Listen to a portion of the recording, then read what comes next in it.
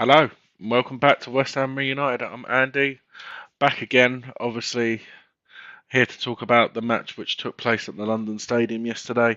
It finished West Ham United 1, Newcastle United 1. Obviously um, before the game yesterday, obviously I didn't attend. I done a little preview for the game, and I'm not going to lie, I was feeling quite confident with the news circulating of, especially the players what Newcastle had out. I thought this could be the kick up the backside, what we needed. But before I get into it, I would like to thank our channel sponsor Glazewise, Windows, Doors, Conservatories. John is your man, and of course, if you mention West Ham Reunited, you get a discount. And of course, a usual shout as well for Iron Supporting Food Banks.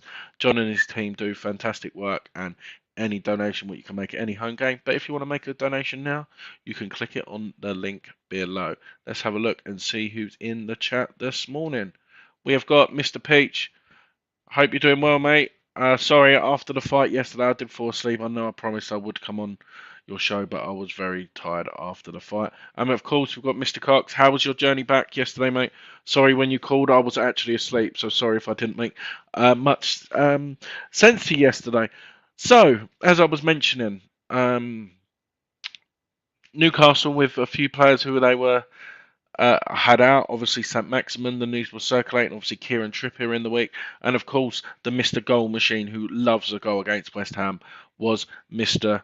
Callum Wilson being out. I thought we really had a chance. But before we do that, I'll go through the starting 11 which David Moyes picked out. We had Lucas Fabianski in goal, Aaron Creswell left back, Kurt Zuma and Craig Dawson, the centre-back pairing, with Ryan Fredericks right back. And we had our usual midfield of the two in front of the back four of Thomas Soucek and Declan Rice, with the three behind Mikel Antonio of Pablo Fornals, Jared Bowen and Saeed Ben Rama.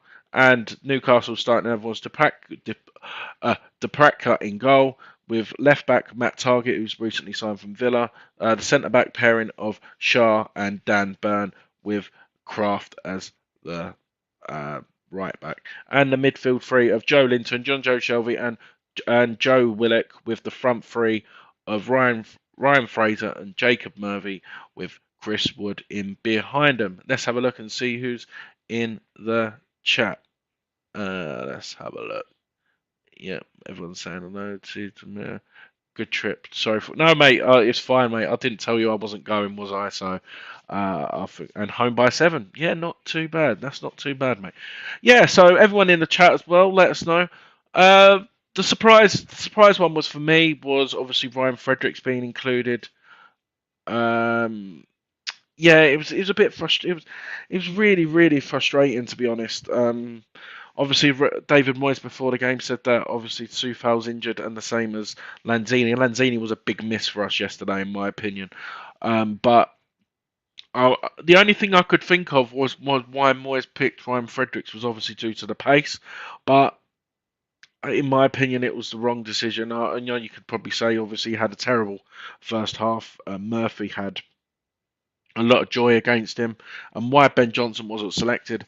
I'm not going to say I'm in the know, but there's rumours circulating the reason why Johnson has not been featuring either is to do with contract issues. Obviously, his contract's up in the summer, and it's to do with obviously. I think it's more to do with the fact that playing left back. Playing left back maybe, or guaranteed opportunities, but we need to get this man tied down. He's only 22 years of age, and I really do think he has a bright future. Let's have a look. Watching West Ham United on the phone and Jake singing in church. Hope Jake's doing well. Have you got much more to wait, Rich?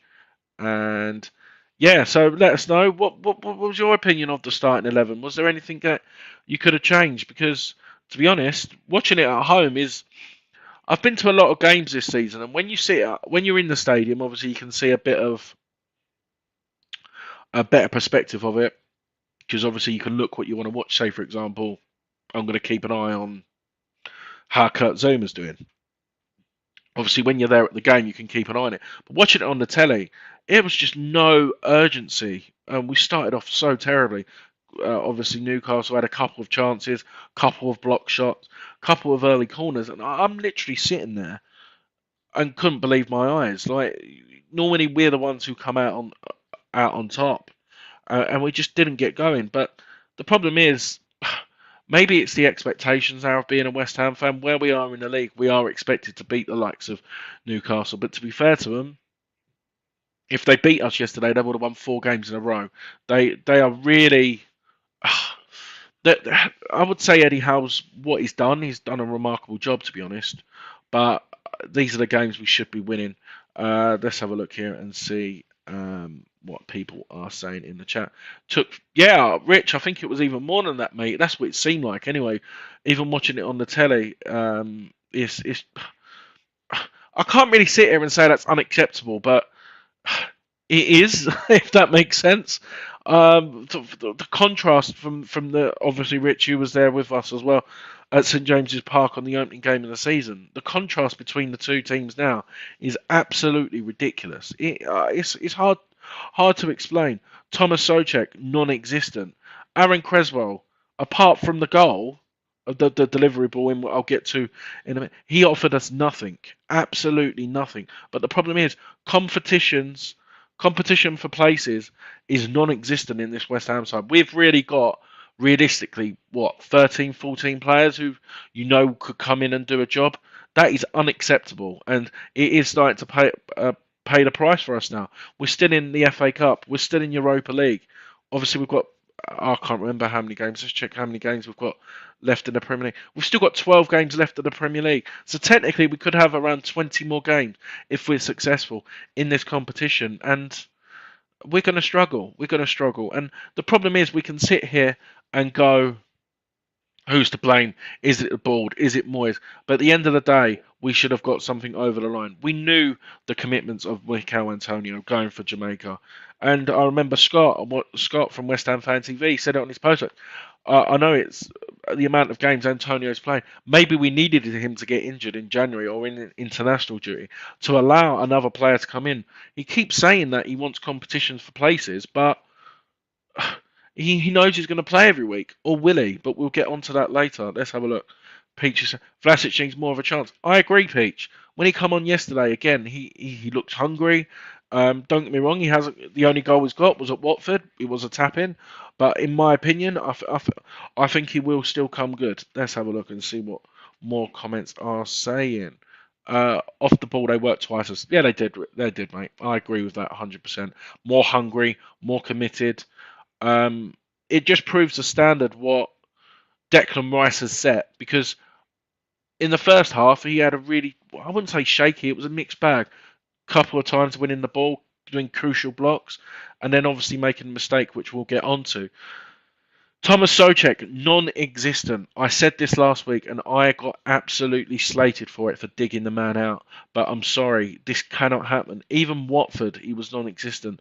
The only decent game what I can remember was when he come on the pitch at Kidderminster. He caused havoc for Kidderminster, but that's Kidderminster Town. That's 6 or 7 leagues below us. I always forget what they said. I don't know. I don't know where to start, to be honest. Let's have a look and see what any more of the comments are. Sorry, I've been on a bit of a rant this morning. I'm glad I didn't do this yesterday. I have sort of cooled down, if you can tell. But no, let's have a look and see. Could see the game plan. Yeah, I agree. Antonio keeps putting his hands out, telling people not to push and letting them strike around. Yeah, this is what I wanted to talk about, is obviously Mikel Antonio. Oh, sorry, Pete, I didn't see your comment there. Players can see the game plan, though. Yeah. Mikel Antonio. I sort of agree with what a few people are saying, that we do feel sorry for him. But what I don't feel sorry for is when he's drifting out wide. This is he done this a lot at the back end of last season when things weren't going right. I think it was Everton at home and Chelsea at home springs to mind in particular. He is a striker. He should be in the box. A couple of times we got into decent positions, crossing the ball in.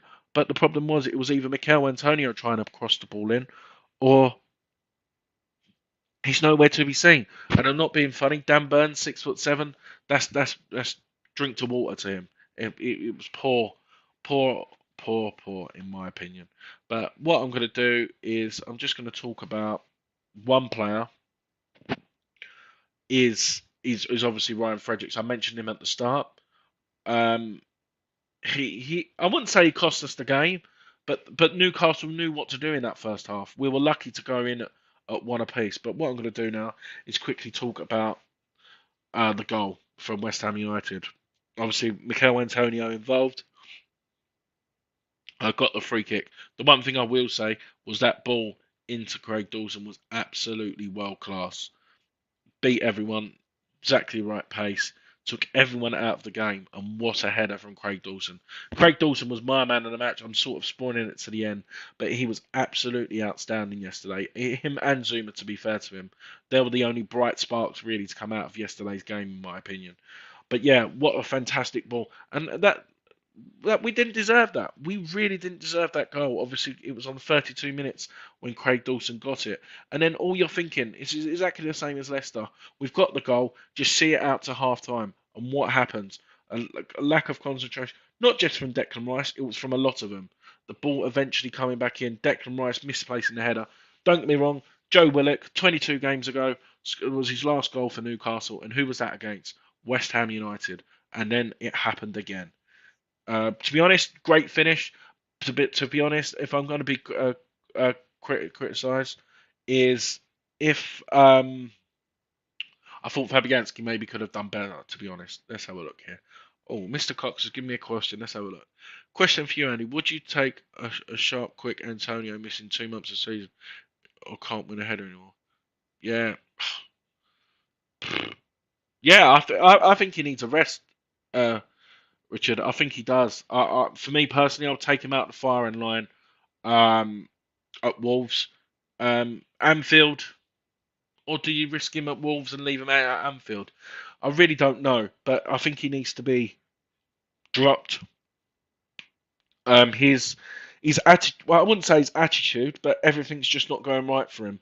What's that? 4 goals in 20 games or something, or is it 3 goals? Um, yeah, the confidence has just completely been drained out of him. And the problem is, what's more frustrating is, would we be still on his case as much if he didn't sign this new contract? Because, in my opinion, since he signed this contract, he's not really offered us that much either. But no, Mikel Antonio, like I said, if he got injured between December or January, we would have had to force a move of getting another striker in. And I think that could be in the difference. Yesterday, after 60 minutes, Mikel Antonio was not in that game whatsoever. Bringing him off, bringing someone fresh, hungry, or was what Pete said. I remember someone else was saying, we've got under 23 players.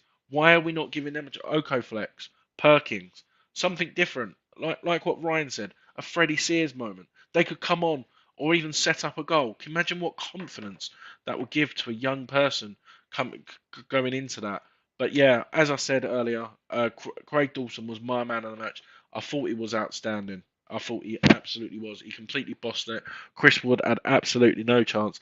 But John Joe Shelby run the show yesterday. He had so much time on the ball, picking passes out. Excuse me, I apologise. But yeah, what I'm going to do is that's my brief analysis of that. What I would do next week, yeah, depending on Sufal, but I would probably play Johnson right back, Dawson and Diop, obviously Fabianski in goal, Creswell left back because we've got no choice. For me personally, I would go with a midfield three of Lanzini, Declan Rice and Thomas Souček, and I would go with a front three of Saeed Benrahma, Jared Bowen, and Nikola Vlasic. That would be me. I know you get the workhorse with Fornals, but I think this is probably not the game for him. I think we need to be playing counter attacking football. And to be fair to Lanzini, he has got his stuck in. Or the worst case scenario is you play Fornals in that position and bring Manuel Lanzini on with half hour to go if the game's still tight to make a decision. Yeah, he has, Peach. Dalton's been a revelation. I agree 100% on that. But yeah, that'll be the changes what I would make to Wolves. Obviously, I'll be doing a preview for that game anyway, but obviously this is just my instant reaction. Hopefully Lanzini is recovered for that. And as usual, what I've been doing for the last few is reviewing the results from the weekend, which is going to be painful as a West Ham fan because everything didn't really go our way. But what I'm going to do is I'm going to share my screen now. Give me 1 second. Is the results from yesterday. So as you can see there, the big one. Let me zoom in a bit. I apologise. So the game what took place at 12:30 yesterday. It finished West Ham 1, obviously. Newcastle 1. Arsenal getting the 2-1 victory at home to Brentford yesterday. Another result not going out. This is probably the shock of these next two results are probably the shock of the weekend. Is obviously Aston Villa 0, Watford 1. Steven Gerrard has really turned things around at Villa Park, but these two defeats at St James's Park and at home to Watford is really starting to cause his job. Let's have a look what Richard. Yeah, I agree. Yeah, I agree. More than an hour, I think Lanzini's less effective, but good comment, Richard. And of course, Peach is agreeing there also. Next one, the shock of the game, which finished Brighton 0, Burnley 3. What a performance from Burnley. Even Aaron Lennon getting on the score sheet yesterday. I watched a bit of this game yesterday. They were absolutely outstanding. And I said that they'll get out of trouble. And if they continue performing like that, I think they will. And obviously, Ziyech was the man. He had a goal disallowed at Selhurst Park as well. But in the 89th minute, he come up with a goal, which was a great finish, a great ball in from Marcus Alonso, and a great finish by Ziyech. Obviously, this didn't get off to the best of starts for Liverpool. Obviously, going 1-0 down. They could have been 2-0 down, but the goal was just ruled out offside in the first half. Obviously, going a goal down. And then it was the Mane, great finish, Salah, and Diaz, of course, getting the goal. And another great performance, again from Southampton. They had a great performance last week at Old Trafford, getting that 1-1 draw, which probably they should have come out winners of that game. And then they got a 2-0 victory at against Frank Lampard's Everton. Everton are in real trouble, in my opinion. I know he's come in and he's had a couple of decent results, but if they keep performing like that, Armstrong and Shane Long with the goal scorers, and that is Stuart Armstrong for the winger. Great finish. And Shane Long, literally his first touch a minute later, getting a goal. And this is probably the shock of the day, is as you can see there at the bottom, I don't like to say this out loud, but it finished Manchester City 2, Spurs 3. To be honest, it was the Harry Kane and Song show. Great game for the neutral, but obviously us being West Ham fans, not the result we wanted. And there's two more games for the weekend taking place, and what a game this is to get started. It is Leeds versus Manchester United at 2 o'clock at Ellen Road. This was your fierce rival over the years, and obviously this is the first time with fans being in there. Can Leeds get an upset and get the result? I've got my fingers crossed on that one. And of course, it's another West Midlands derby, and it's Wolves at 4:30 at home to Leicester. We probably want a Leicester win on that, to be honest, if Wolves are really chasing on us, and especially going into next week. And of course, before I go, I look at the table. As you can see there, we're still fifth, but we've played a considerable amount of more games than anyone else, with people really on our tail. But as you can see there, the relegation battle, great win for Burnley yesterday, which takes them.